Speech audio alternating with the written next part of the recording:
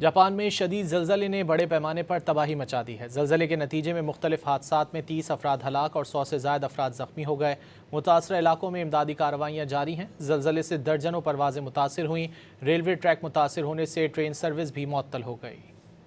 2 روز قبل جاپان میں 7.1 شدت کے زلزلے آنے کے بعد ریسکیو ٹیموں کی جانب سے آج بھی ملبہ ہٹانے کا سلسلہ اور تلاش کا کام جاری ہے۔ زلزلے کے طاقتور جھٹکوں سے درجنوں عمارتوں کو نقصان پہنچا اور کئی ٹرینیں پٹری سے اتر گئیں۔ صوبہ کوماموٹا میں آنے والے اس تباہ کن زلزلے کے بعد شاپنگ مال میں گیس لیکیج کے باعث دھماکہ ہوا، جس کے نتیجے میں دوسری منزل اور چھت گرنے سے عمارت کا بڑا حصہ ملبے کا ڈھیر بن گیا۔ فضائی مناظر میں کئی تباہ شدہ مکانات، متاثرہ چھتیں اور بکھرا ہوا ملبہ دیکھا جا سکتا ہے۔ بعض گھروں کی چھتیں مکمل طور پر تباہ ہو چکی ہیں، جبکہ کئی عمارتوں کو شدید نقصان پہنچا۔ زلزلے سے قبرستان کو بھی نقصان پہنچا۔ زلزلے کے باعث بلٹ ٹرین سروس معطل ہو گئی۔ کوماموٹا میں ایئرپورٹ کا رن وے بند اور ٹیلی مواصلات کا نظام شدید متاثر ہوا۔ اس کے علاوہ ٹوکیو ایئرپورٹ پر بھی درجنوں پروازیں منسوخ کر دی گئیں۔ زلزلے کے بعد سے اب تک 60 سے زائد آفٹر شاکس ریکارڈ کیے جا رہے ہیں، جبکہ حکام نے مزید جھٹکوں کا خدشہ ظاہر کر دیا۔ جاپانی وزیر اعظم سانا تاکائچی نے ہنگامی صورتحال کا اعلان کرتے ہوئے شہریوں کو فوری طور پر محفوظ مقامات پر منتقل ہونے کی ہدایت کر دی۔ جاپان کے 7 صوبوں میں ہائی الرٹ جاری کر دیا گیا۔ جاپانی محکمہ موسمیات کے مطابق سونامی کی ابتدائی وارننگ واپس لے لی گئی ہے، تاہم اگلے ایک ہفتے تک مزید شدید آفٹر شاکس کا خطرہ برقرار ہے۔